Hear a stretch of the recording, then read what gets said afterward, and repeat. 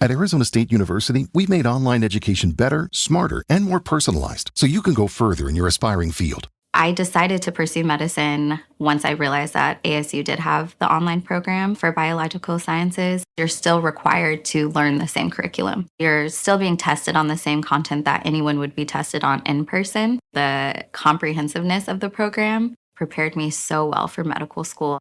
Explore over 350 plus programs at asuonline.asu.edu. The Bleacher Report app is your destination for sports. Right now, the NBA's heating up, March Madness is here, and MLB is almost back. Every day there's a new headline, a new highlight, a new moment you've got to see for yourself. That's why I stay locked in with the Bleacher Report app. For me, it's about staying connected to my sports. I can follow the teams I care about, get real-time scores, breaking news, and highlights all in one place. Download the Bleacher Report app today so you never miss a moment. Hey everybody, welcome, and thank you for listening to this episode of Marriage Therapy Radio. My name is Zach Brittle. I am really excited about this episode. I have long been a lover of music. I don't know anything about it. I don't know how to play music. I don't know anything about music theory. I don't know genres all that well, which will become apparent in this interview. But man, I love a good lyric. I love a good melody. Music has punctuated a lot of key moments in my life, just like everybody else's. I found this channel on YouTube. It's called Musora. Musora is dedicated to helping people learn how to play music, piano, drums, guitar, even singing.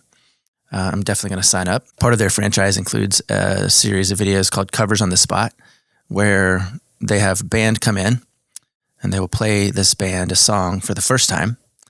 And, maybe they've heard it before, but they've never heard it within the context of this assignment, which is to make a cover of this song. And it's really fascinating. I binged these shows. I binged like a lot of them because I am interested in the art of making music, but also the art of collaboration. Some of these bands have a hard time putting their songs together. Some of them, it's pretty easy. But it's always intriguing to me to watch how they sort through differences. And that's the conversation we're having today. I'm having a conversation with Ron Jackson, who is the host of Music on the Spots, and his wife, Catrina Jackson. They're delightful. I loved talking to them. I was very keen to understand how music affected their relationship, how they make their family work. They have 3 children. It's very cool and very clear that the two of them are deeply invested in one another and in the story that they are telling about their relationship. I was thrilled to learn a little bit more about how music works, but also just to kind of, be thinking about it on myself. I mean, the reality is most couples are playing the same old song over and over again because it's familiar. They know it. It works. They know the lyrics. They know the tune. They sit down and they start to just let muscle memory take over.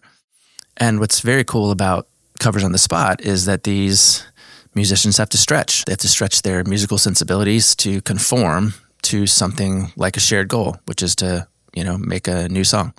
And that's what I'm actually hoping couples will learn how to do. They'll learn how to take the same rhythms and the same patterns and tweak them just a bit, just enough so that the familiar thing can become a little new. I've always said that my goal for the podcast, anything I write, anything I do, is to have people say, I've never thought about it like that before.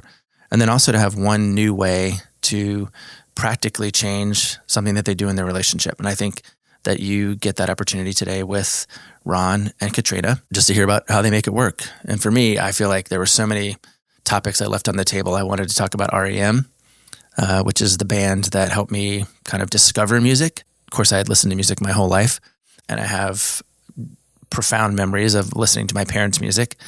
But REM was the first band that I ever sort of discovered on my own. I know it's ridiculous to say I discovered REM, but it's the band that when I first heard them, I was like, oh, this is my music. And REM remains one of my favorite bands. But I also just wanted to talk about some of again, I left so much on the table. I want to talk about my favorite covers.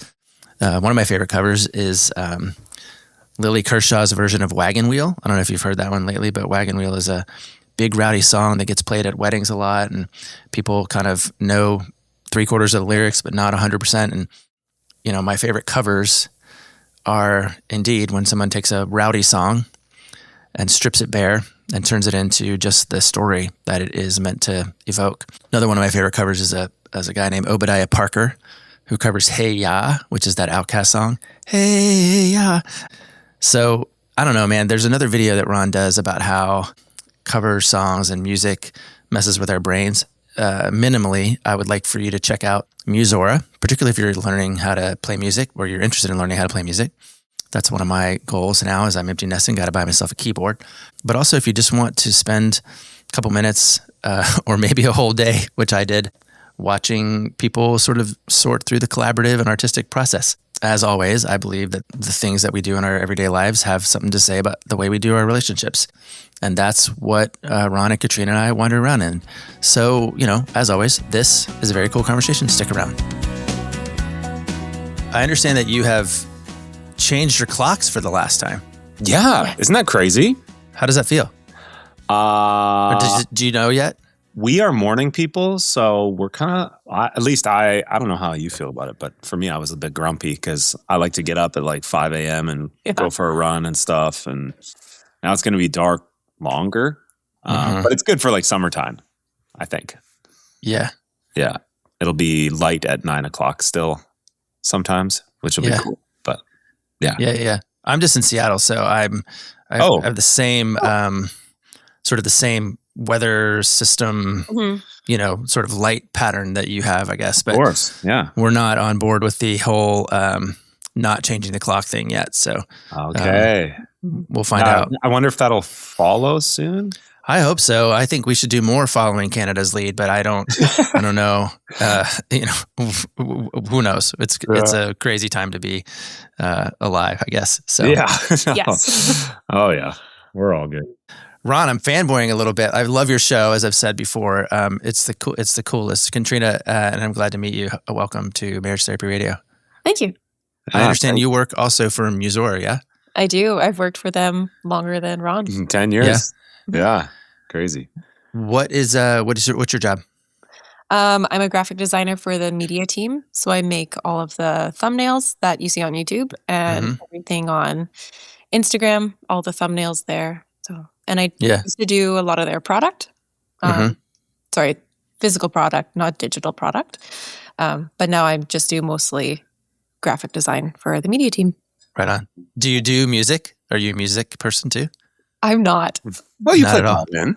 Okay, when I was little, I played piano and violin, but I don't currently play any instruments. Right on.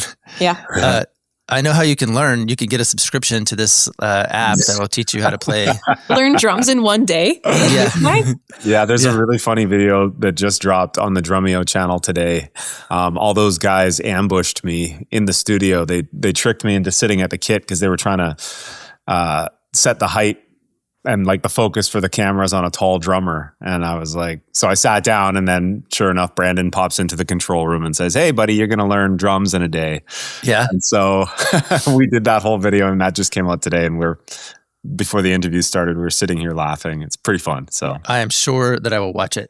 great. Yeah. It's a fun one. Yeah. Do you know that there is a Katrina Jackson teaching piano on YouTube, and it's definitely not you?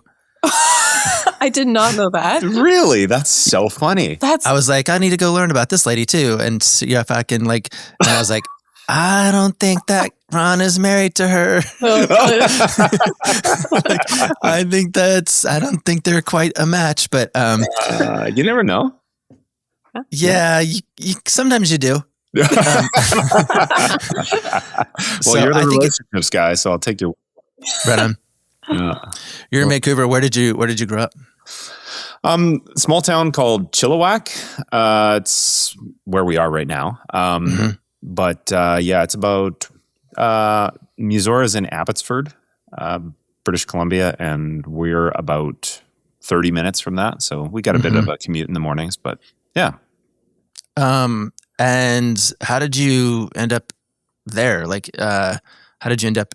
Is music a thing for you, Ron, for the two of you? I mean, it's like, how did you end up choosing music as a career, as a venue for your life?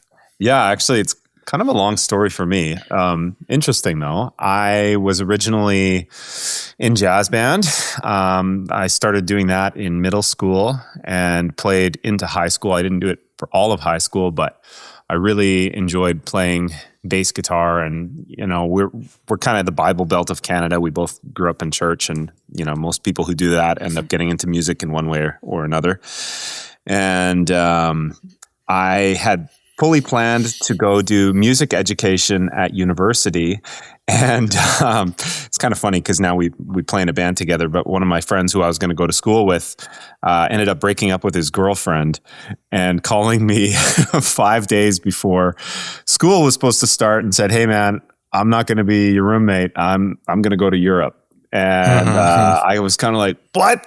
So I had to bail on that school. And I was like, well, I'm just going to go do general studies because I can't, redo an audition or whatever. So I ended up going to a local university. And my wife and I had been friends at the time, and I knew she was going there. And I was like, maybe I can pick up this girl. So you were friends before. I mean, you were in each other's world and in each other's world. Yeah, we went to the same high school. We never dated in high school, but I knew her and we were friends. And so it was really funny that we ended up at the same university, but music kind of fell by the wayside for me. And I ended up getting really into theater, musical theater. Because of me. Yeah, because of her. Yeah. I said to him, you should come do theater. I'm doing theater. Yeah. And so we are a musical theater family. So, oh, really? Okay. Yeah, my older daughter, she's 23. She's moving to New York right now. Oh, wow. Tuesday. So she will be there by the time this comes out. But she is, she had her first role. She was Amaryllis in Music Man. Oh, yeah. Which is, she was 9. She started working when she was 9. So she's been in a bunch of stuff. And then she went up, anyway, she's got dreams to go to New York and kind of burst into the theater scene. Not so much in the musical time anymore, but yeah, we grew up and we have all that stuff. So that's part of your jam too, Catrina, musical theater? I did theater. I always kind of chickened out of doing musical theater, but I did lots and lots of acting and costume design. And do you have favorites? Do you have like favorite parts or favorite like iconic Catrina roles for yourself? Yeah, I did one show. Well, our university that we went to in the theater program, they always did a Shakespeare every single year. Okay. So my favorite role that I got to play Ariel in The Tempest. Okay. So that was my favorite role. Very cool. Fun. Mm-hmm. Who'd you play? Stefano. Stefano. Yeah, I was the drummer. That's awesome. Had a couple songs. That's awesome. Yeah. And then, I taught high school for years. Taught musical theater. My first gig, I couldn't figure out because the seniority in Canada at the time, or especially in our province, it was quite difficult to get a job as a teacher. And I couldn't figure out why I'd gotten this theater job ahead of all my friends and who were also theater teachers. And I showed up and the head theater guy passed me a score, a full orchestration. And I was like, oh, like I got hired to do the music. And that was my forced reintroduction to musical theory. And so I taught it, did orchestra. That was yeah. So you're friends, you end up in school together. How do you end up together? How do you end up, how does that shift from we're friends to we're more than friends? That's so funny. I just remembered. Oh yeah, we're talking about our relationship on this podcast. We're just getting warmed up. Your job. Yeah. Okay. Well, do you want to start or do you want me to start? I could start. Sure. Well, I had dated a few other people in the past and ended not great, the relationship I had before I was with Ron. And I was really left in a very hard place, very difficult spot where I just wasn't really okay. So during that time, when I was still dating that other person, I kind of started to notice how I felt when I was around Ron. I was like, man, I wish I could just be around someone who was like funny and made me laugh and made me feel like really great. And I noticed that and ended up breaking up with this other guy. And then I knew that I had feelings for Ron, but I was still just like too hurt and not great. I needed to work on myself for a while. So we were getting to know each other more and more. And I knew that he had feelings for me and I knew I had feelings for him. But I had told him, I'm like, you know what? I'm not wanting a relationship right now. And said I needed time to work on myself first. And then I heard one November evening that he had gone on a date with someone else. Uh-oh. And I was just like, nope, I'm ready. No, I'm making this happen.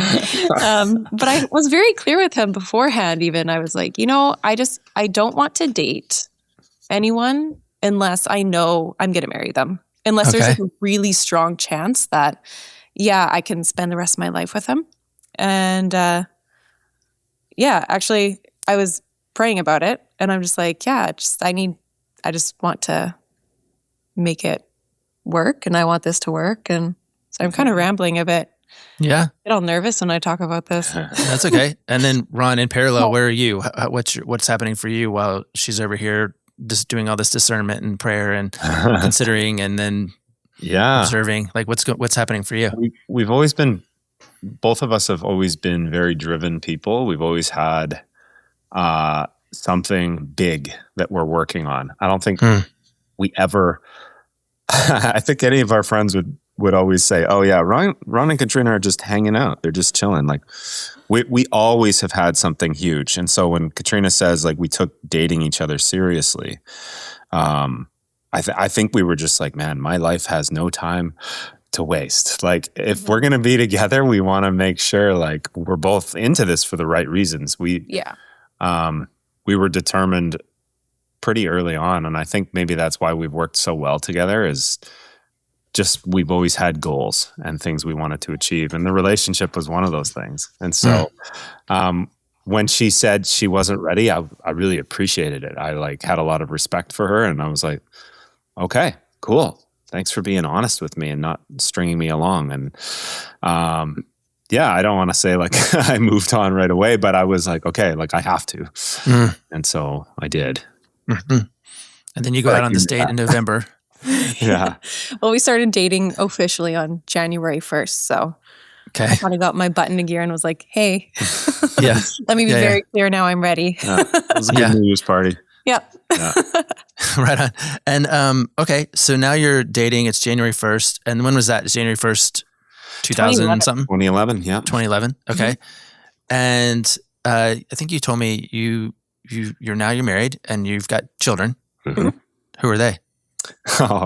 Our youngest is 4. His name is Roland. And then we have another 6-year-old whose name is Corin. Okay. And our oldest is Gail, and she is 8. Right on. Yeah. 4, 6, 8. Yep. Mm-hmm. Very cool. Do you say how do you think about yourselves now versus say 2011? Do you have are you the same? Are you different? Has parenting changed you, or is it slow and steady wins the race? So do you have a theme for that? Oh man, that's a tough question, as I'm sure you would agree. We've definitely had radical change.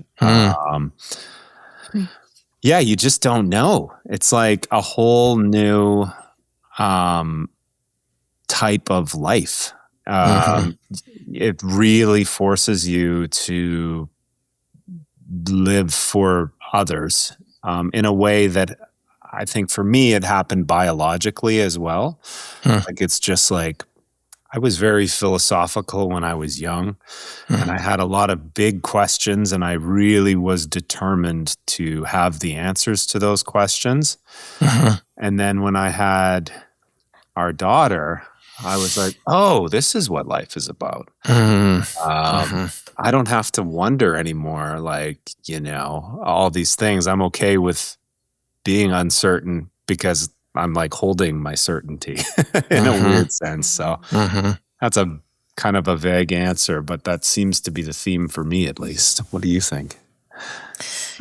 Yeah. I mean, I always knew I wanted kids. And that's one thing I liked about Ron is that he knew for sure that he wanted kids. And nothing can really, everyone says that nothing can prepare you for becoming a parent. And like, it's true. The whole theme of parenthood, I think, is just like trial by fire. Yeah. People ask me all the time. They're like, I don't know if I'm ready to have kids. And I'm like, you're not. You won't. No, you're not. And you won't ever be. You will when you have kids, and then you'll learn how to be ready to have those kids that you have. But yeah, I think it's or you won't, and that'll be terrible. But no, nobody's ever ready to have kids. It's just the fact that you just show up.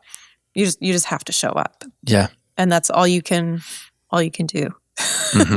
Yeah. Show up and try to keep your cool. Yeah, it's good though. You learn so much more about yourself, I think. You know. Okay. All right. So if your family was a band, what genre would they be? What genre would you be? Improvisational jazz, perhaps. Okay. All right. With some like screamo mixed in. Sorry. Our middle child is just very loud. Yeah. You're going to be a drummer. Yeah. For sure. Yeah. What would you say about the two of you? If the two of you were, what genre is your marriage, would you say? Oh, that's a good question. Well, you know where I'm going. I think something harmonic. We are different and yet always in tune with one another. That's so corny. So dumb. And like, sadly, it's like really accurate though. Yeah. Yeah, right on. Yeah. This is the reason I asked you this, because we're about to do covers on the spot with your relationship. Oh, here we go. Yeah. Right. So on covers on the spot, you have bands come in. They are whatever they are. They're an emo band or a punk rock band or a Icelandic hard rock band or something like that. And you play them a song they've never heard before. Yeah. And they have the day, the afternoon, whatever. What do you take?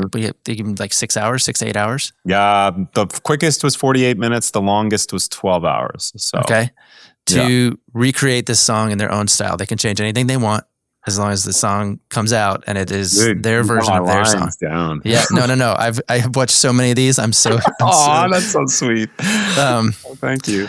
So today we're going to try something similar. Instead of covering a song, I'm just going to give you like a relationship idea, and I want to hear how you cover it as your like harmonic band. These are things that come up in my office all the time. All right. And I have my own kind of canned theories about these things, and you can change whatever you want. You just have to make sure that this is about Ron and Catrina. That's all I want to know is like how you guys think about these different topics. Okay, good. Okay, you ready?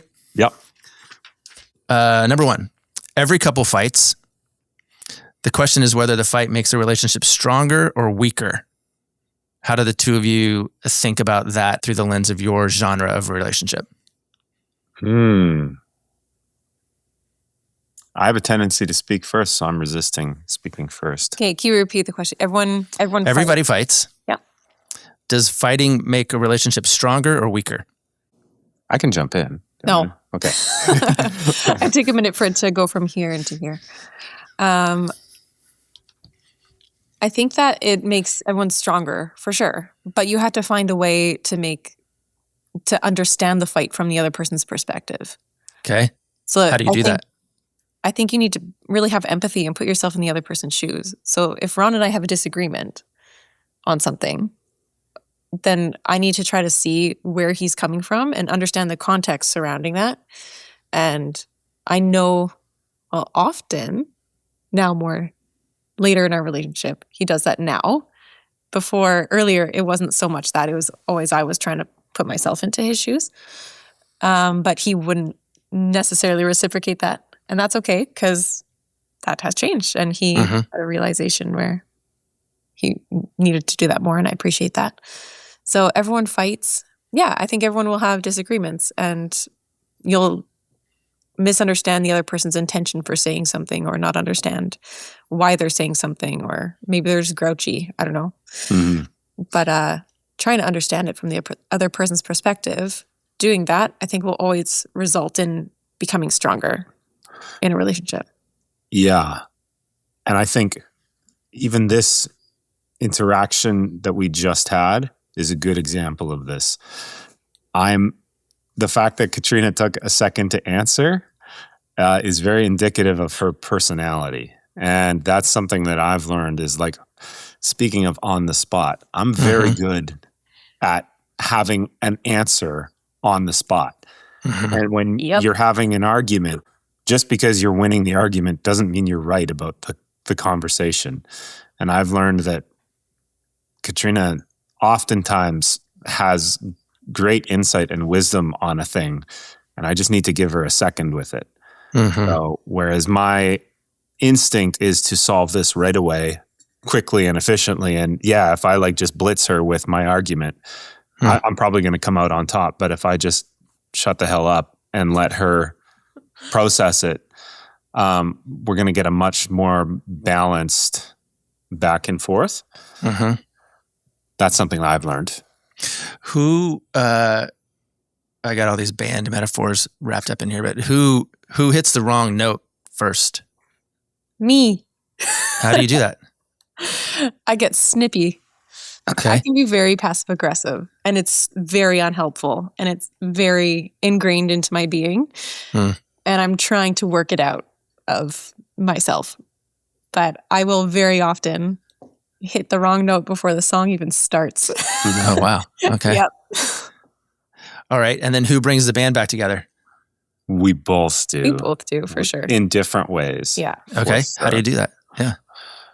I think for me, the biggest thing that Catrina needs before we get into an argument is that she needs to know that I have considered her point of view. And so I take a lot of time to articulate what she's feeling in a way that she agrees with. And then we proceed. Okay. Yeah. So does that sound right? Yeah, I think so. Yeah. Does that sound right? It's your answer. Well, no, well, maybe I'm off. I mean, does Ron do a good job of like really trying to understand and reciprocate your point of view in a way that brings the band back together? Is that a thing that happens for you? I would say it's not always expressed, but I know him well enough that I know he has done that, and I trust him to have done that. Yeah. We've talked about him doing that, and I believe it that he does do that, and sometimes he says it, sometimes he doesn't. Yeah. But we've argued through enough things. We've hit enough wrong notes, as you would say, gone off beat enough to know that it can come back together, and it's just you just have to be observant, I would say, of what the other person is doing. Yeah. Yeah, just like a good jazz band, the longer they play together and improvise, the easier it kind of becomes to anticipate and adjust. Yeah, and if you're tired, the show sucks. You know? Yeah, I'm sure. So. Well, one of the things that's been interesting about watching your show, watching Covers on the Spot, is having all these different bands come in and see that they do resolve differences in really different kinds of ways. Some are more collaborative and some are more confrontational. And they, you kind of, sometimes I wonder like, who's in charge here? And like, how do they, who's running, like, who's the real leader of this situation? And even that process gets sorted out in kind of this way that for me shows that there's not one way to do it. There's not a single way to get this thing. But when they sort of all agree that we know what the task is to create the song, then they can sort of stay on that. I think couples lose sight of that a lot, that they don't have a clarity about what the end goal is, particularly if the end goal begins to look like I need to win this over you, then that's where conflict kind of goes off the rails. So you do have to learn how to bring the band back together, and maybe over and over again.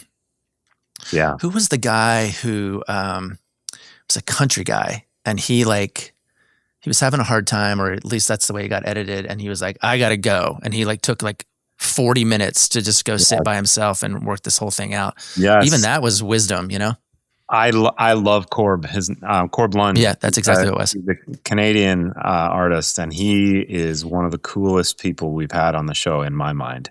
Yeah. I'm choked. I broke one of my rules. I didn't have a camera on him because there's a beautiful moment that happened behind the scenes in that episode. It was so cool. He was just in his head about honoring the artist. And this is something that's tricky because, like, to be honest, the show's not really about covers at all. It's just like a framework. Yep. So the audience has something to hold in their head while the artist is working. And, you know, but he was like, I got to do this song justice. And he was, I don't want to say he was like spiraling, but he was just like so fixated on like really nailing it. And it was what was the song? It was like an iconic song. Yeah, too, right? Green Day. Basket Case. Yeah. And what did he say? He said, I don't really like this song, but I like the art, and I respect the artist, and I respect the process, and so I think he was really wrestling. Anyway, go ahead. Well, his buddies were like, they came up to me, and I wish I'd had this on camera. I didn't, but they said, you know, I think if we just brought him a beer, it would take him out of it. Yeah. And I was like, well, bring him a beer. And they brought him a beer, and he's like, all right, I'm good to go. And then you could see the beer in the final take. He still got it, but it was such a cowboy moment. I was like, oh my gosh. And I think there's parallels to that with my wife too. Just gotta bring a beer. Yeah. Very cool. So that was a great episode. Hey gang, just a quick break in the action to remind you about GiddyBox. As you know, I've been getting kind of interested in how to stay connected to your partner in ways that you might call date night, but they're really just about being present while nothing else is in the room. That's, I think, the definition I'm coming to. And Rebecca and I are learning how to dance. We've got this video game that we're playing. We have adopted the UW women's softball team, which I'm so excited about. They just swept another road series at Michigan. So that's exciting. But again, we've also been getting excited about GiddyBox, which is a date night in a box. I have been recommending it to colleagues and to clients and to you. And we're excited about the month of date nights, which is a box of 4 date nights that you do over the course of a different week. Some of my clients have already reported opening it up and enjoying it. And it's doing something that I think therapy is designed to do that you can actually do in the comfort of your own home if you choose. And it's basically this. It's making the implicit explicit. So it's taking the thoughts and the feelings and the ideas and the fond, affectionate sentiments that you have towards your partner, and it's bringing them out into the open. This particular box of date nights helps you craft a story that is representative of where you've come from and then where you're going. So if you are looking for a way to spice up your date nights or trying to stay connected to one another, I want to recommend GiddyBox to you. You can go to getgiddybox.com.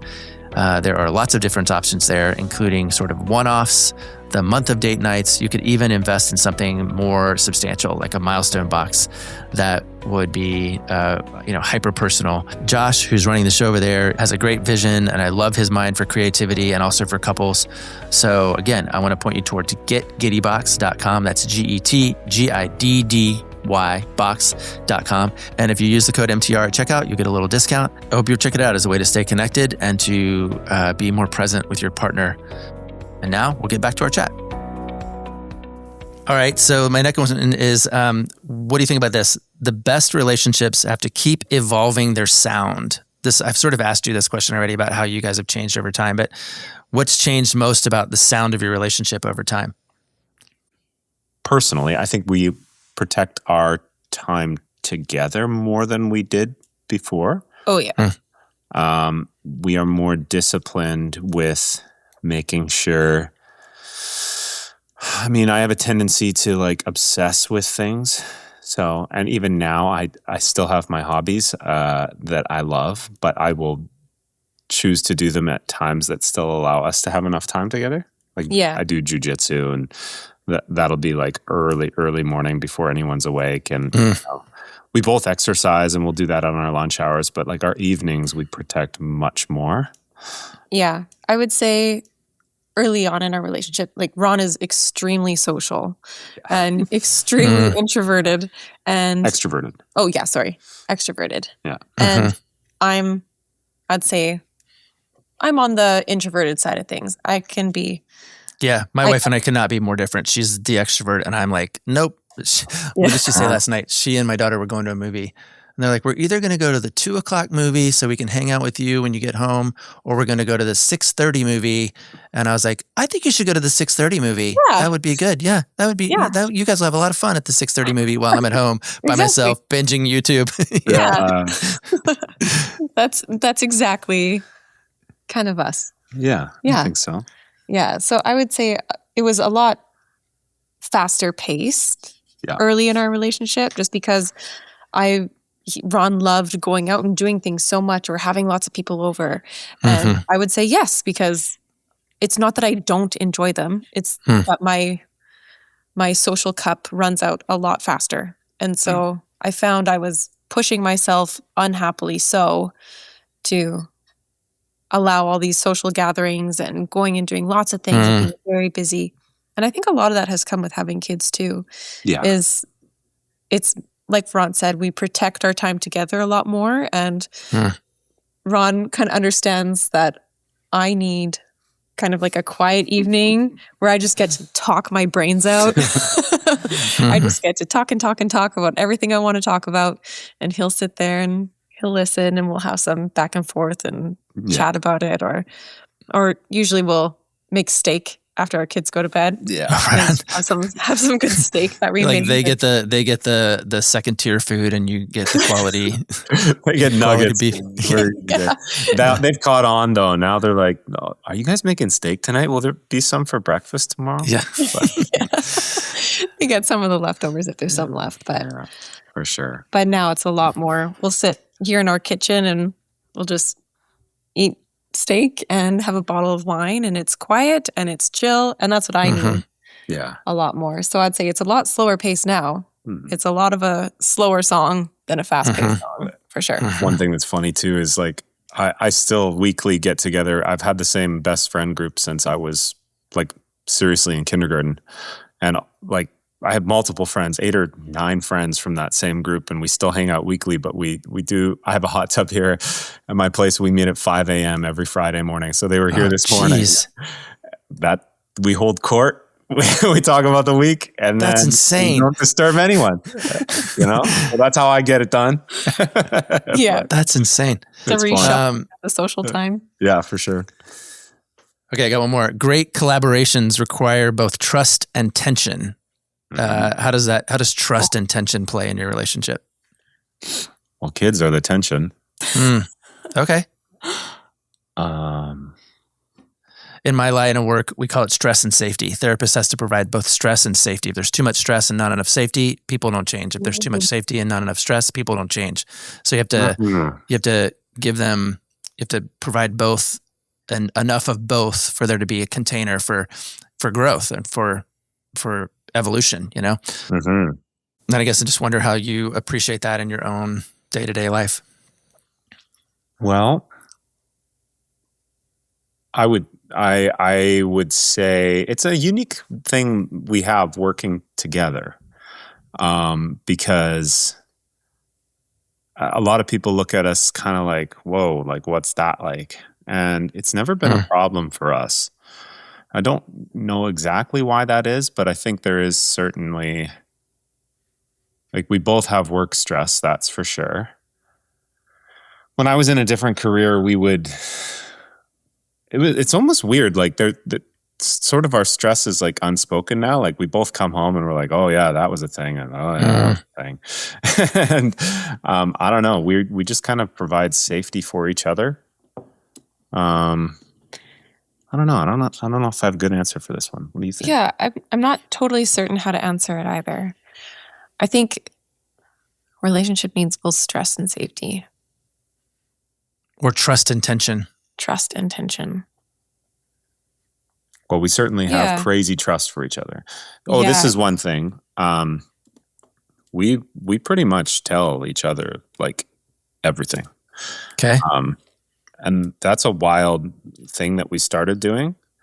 But like we really have zero secrets from each other as far as I know, same.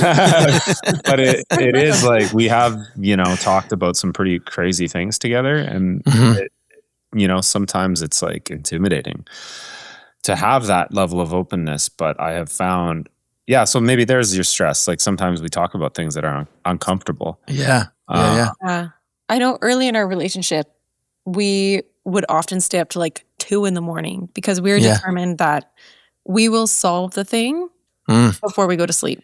Mm-hmm. And there were many days when we had to wake up for work just exhausted because we were up until like 2 trying to figure out, okay, how do we solve this? How do we figure it out? We need to come to some kind of agreement or understanding or have some kind of peace about it before we move into the next day. Because I don't want to go through my next day feeling unsettled about something with you because you're supposed to be the most secure thing for me. So I think we've both really...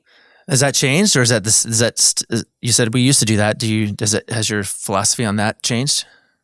No, I don't think my philosophy on that has changed. I think my perspective has changed. So like, I don't think we still would ever go to sleep without something feeling unsettled. Or if it does feel unsettled, now we're like, this is unsettling. Let's like take some time to figure this out. These are the things I'm going to think through, and these are the things you're going to think through. And so it's not like we're determined to solve it in that day, but we come up with like actionables.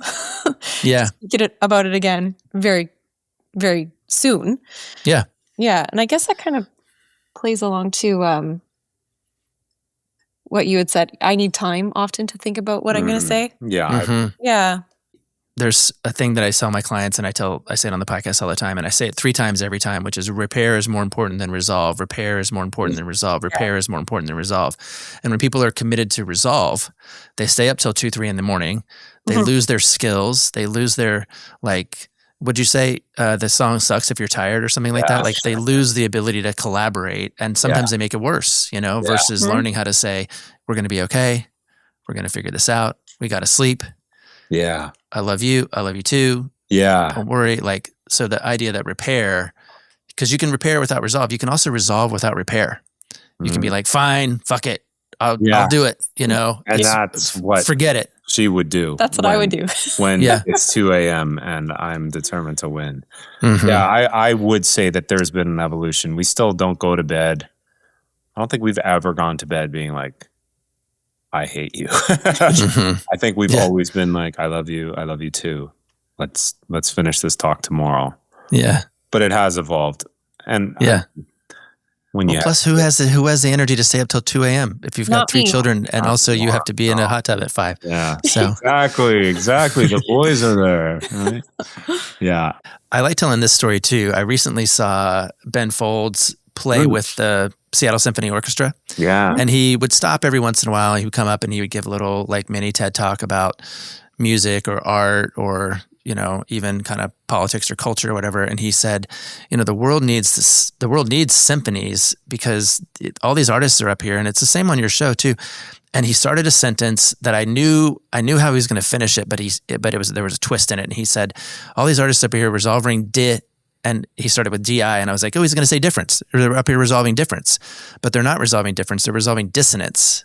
And that was what he said. He goes, all these artists are up here resolving dissonance. And so it's not so much even that they are different in the way that they think about it. They're just off time, or they're off key, or they're off, and they protect and take care of and sort of rescue each other throughout the performance as a living, breathing organism that is the orchestra or the band.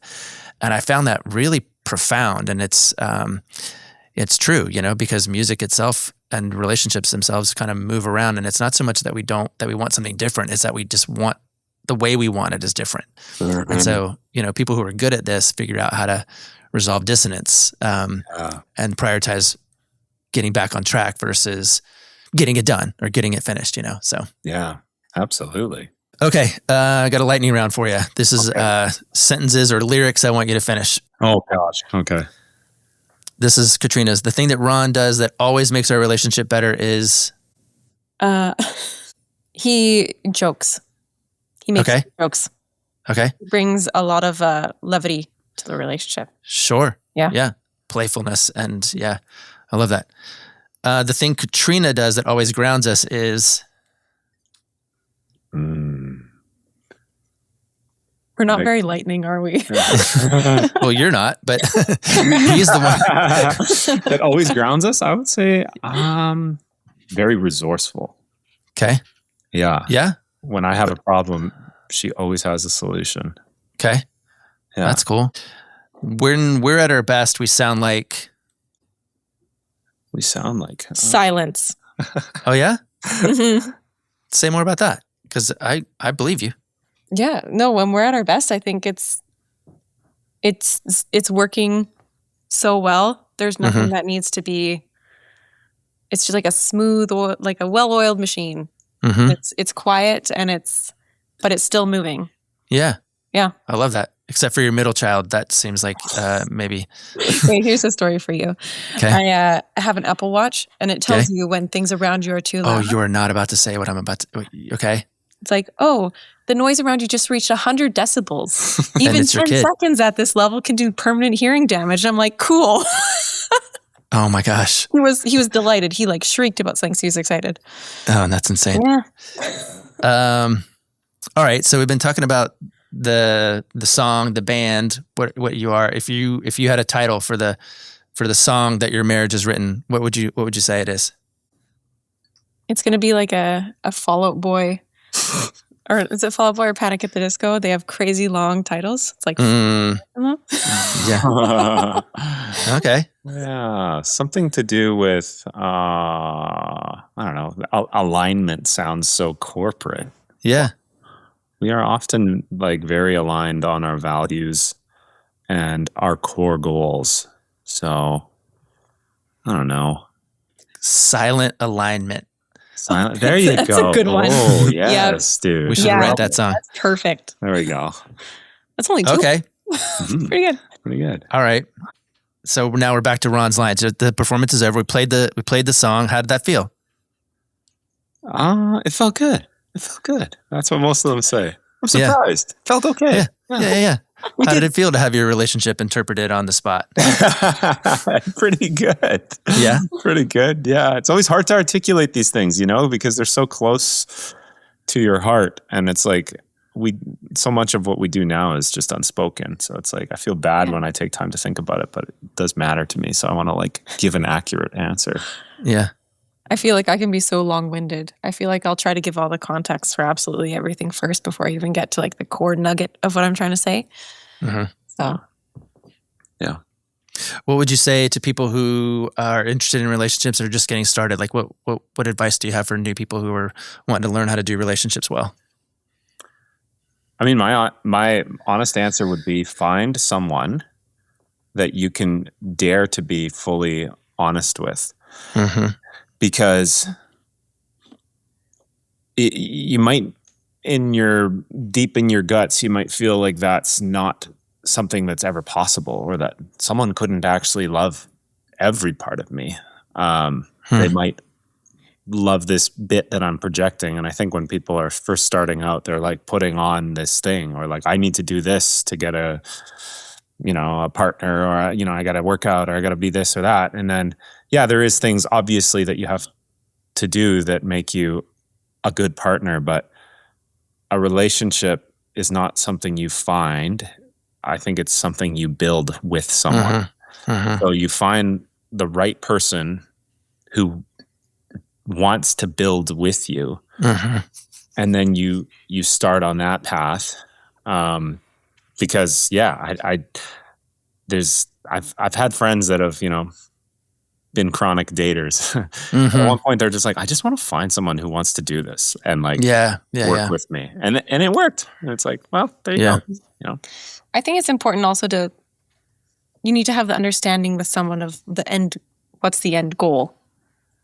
Where it's your core value of what you want is going to be really important. I always knew I wanted kids, and that was a non-negotiable for me. And it was, okay, well, this guy does, and he makes me laugh, and that's that was pretty good.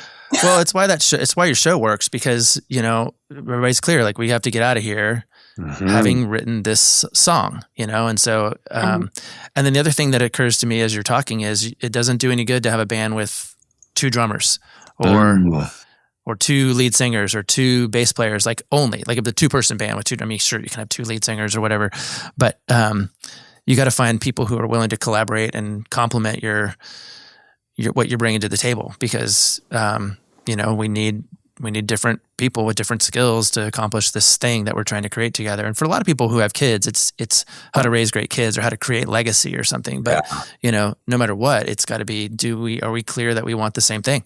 Do we want the same thing, even if it's just to go to bed feeling more connected and less sad? Yeah. And that can change the way that you do. I mean, even the way that 2 of you have learned how to do going to bed. Maybe we're not going to figure this out right now, but we're going to be okay. That sort of thing. Mm-hmm. For sure. Yeah. And it's kind of going back to what you said about constraints too. I think they're really important. Like, a lot of times artists will come in. I've had, for as many artists as you've seen on the show, I've had 10 people say, too scary, and it's like, sure, I had the same experience. Yeah. It's a big job getting people to do it. Yeah. And I hate, and they're coming to Canada. They're coming to your studios most often, unless usually you're they're coming through on tour. And so I'm also kind of trying to thread the needle of when they have a day off. Yeah. Now we're starting to get a little more attention. And so people are being like, hey, we'll come out and do it. And that's a good place to be. Yeah. But yeah, it's like, it's very revealing. Everyone's always surprised, especially with how music is made these days, like largely by distance, with your own home studio DAW or whatever. And I've had bands, say to me, I think this is going to change how we're going to write. Like, wow. I think might do this again. Who was it? That was just on an episode I saw where they literally said, we've never done this. We've never been in a room together. Yeah. I think it was one of these Icelandic kind of rock bands, maybe that was, said that. Mother is a Canadian band, and they definitely had that sentiment. Yeah. They had this moment where they're like, well, we haven't done this in like 10 years, It's like, and that's one of the curses of being like a really popular band is you just don't have time. You're constantly touring, and your home time becomes sacred. But I think the thing that makes the show so magical is the constraints, and that's how music used to be. Like, you could not record at home. Like, you went to a very expensive studio. Yeah, guys, we gotta figure this song out in a day. Like, and we're kind of like one of the only shows doing that right now. Okay. On a scale of 1 to 10, how close would you say your relationship feels today to the one that you intended to build? Oh, I would say a 10. I'm 10 too. Yeah, absolutely. Right on. Yeah. I mean, I pictured us richer. we're selling our house right now, so we're just like, oh, come on, baby. Like, but that's, I think the whole world pictured a different reality right now. So Yeah. We're okay. If you could elect another couple to do this interview with me, someone you know or admire, who would be awesome for me to hear from? Oh my gosh, dude. You're asking all my closer questions. I actually think Jared Falk would be so interesting. Jared and Shanna. I don't know if Sure. you would, though. I don't know if he'd enjoy doing it. I don't know. Yeah, put him on the spot, dude. No, who would be interesting? You can let me know later, but I wanted to make sure to ask because, just like you, I want to have interesting conversations with people who have a thing and see how their thing informs how relationships work, because I actually think that, kind of how you do one thing is how you do everything. So, how you do your workouts or how do you do your job or how you do, your writing process, informs how you do relationships, or maybe how you do relationships informs how you do those other things. So you're learning a ton about music and how different people put it together, and you're probably a little bit less stressed about it because you can say to them, there's lots of ways through, you could do it in 12 minutes, you can do it in 12 hours. Like you're going to be fine. Just stay the course kind of thing. And that's what I hope this show accomplishes for folks. Okay, I got one more thing that I want to say because I want to put it on the record. Can I pitch a song? I want you to have a song covered. Yeah. Okay. Tell me. I'm sure we'll see. You tell me. What do you think? So one of my favorite bands is the Counting Crows. And one of my favorite songs is St. Robinson and His Cadillac Dream. Oh, okay. All right. And I have never heard a passable cover of that song. Okay. I get lost in it. I play it over and over again. I weep at moments, and I keep looking for the cover that's going to like help me understand it in a different way, but I haven't found it yet. So I'm going to task you out to put it in the universe and see if somebody can make a version of that song that will change my life forever. Yeah, I'm going to keep that in mind. So what low bar band do you think what genre of band do you think would do the best job? I knew you were going to ask me this question, and it's hard. What I don't want is the white guy with guitar to cover it. I want it to be something outside the sort of the pop sphere. So, I have to confess, I don't really appreciate or understand music well enough to be able to like, I want this genre, but I want it reinvented in a way that really respects those guys and the way that they put together music. So, anyway, that's my closing pitch for today. Dude, I've been thinking about Counting Crows for a long time. I just watched their documentary that's it's on HBO Max right now. Oh, I haven't seen it yet. It's pretty fascinating because as a sidebar, Adam Duritz was a guy who did not expect to be as famous as he was, as fast as he was. Yeah. And he has a dissociative disorder. He has it's not a dissociative identity disorder. That's what's commonly understood to be like multiple personality disorder, but he has a dissociative disorder. And he didn't find his peace until he grew out his dreadlocks. So he looked in he talked about how I was looking in the mirror and I couldn't see this guy. And then I grew my dreadlocks out and I was like, oh, I can play that guy. And he played a character called Adam Duritz, lead singer of the Counting Crows, for 30 years or so. And he just cut him off like 3 or 4 years ago. Wow. And he cut him off inside the context of a healthy relationship with a partner who helped him be like, nope, I'm okay. And so now if you see Adam, he's got just regular hair, 63-year-old guy with just like regular hair, and he's still out there singing his songs. But fascinating story of those guys. But it's a relational story, about how, in his case, relationship healed him from this costume that he'd been wearing forever, the costume that we all know and love, and are committed to. Like, yeah. So yeah. I totally understand that sentiment, and it's so interesting. Like, I've met a lot of lead singers in passing. It's really funny. I go backstage oftentimes with Brandon from Drumeo. He and I will go to concerts together, and we'll take a little crew with us and go meet the bands. And every drummer in the world, wants to meet Brandon, which is so fun. And he's such a great, friendly guy, just super down to earth.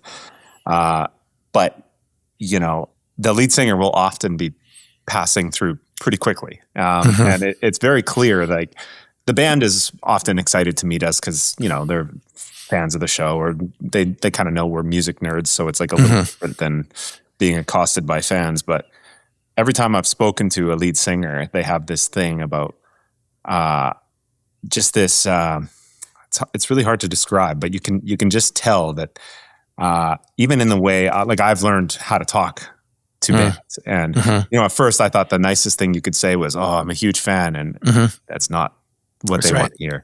Yeah. They'll talk to you if they know you're there to work. And you're like, hey, let's do some work together. I think this would be fun. But this idea that, like, people don't see them as people.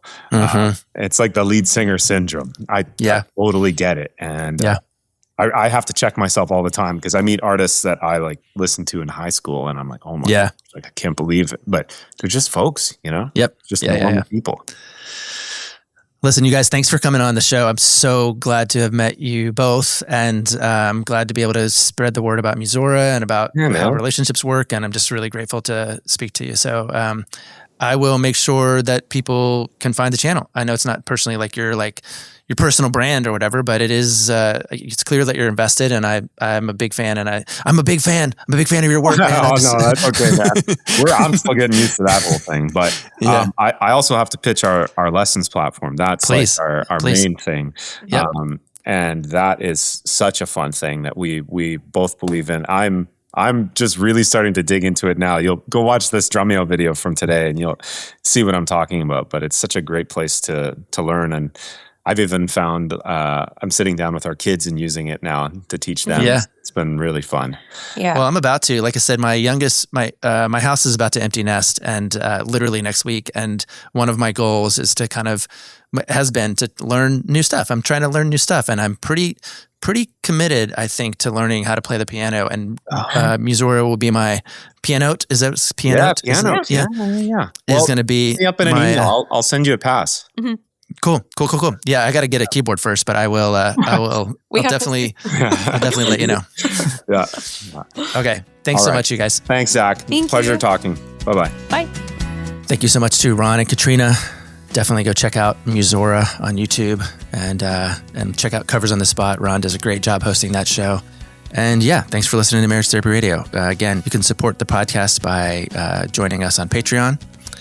You can support the podcast by leaving a review on Apple Podcasts or Spotify. 5-star reviews are always welcome. Follow us on Instagram and share the podcast with your friends. And if you know of a couple that would be good for me to talk to, or if you are a couple that would be good for me to talk to, let me know. I'd love to hear from you at info@marriagetherapyradio.com. For now, I'm grateful for you, and I'll thank you for the time and attention you're putting into making your relationship better today than it was yesterday.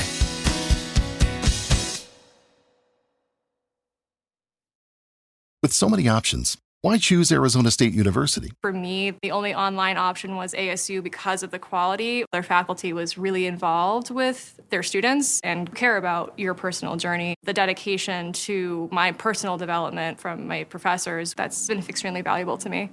Earn your degree from the nation's most innovative university. Online. That's a degree better. Explore more than 350 plus undergraduate, graduate, and certificate programs at asuonline.asu.edu.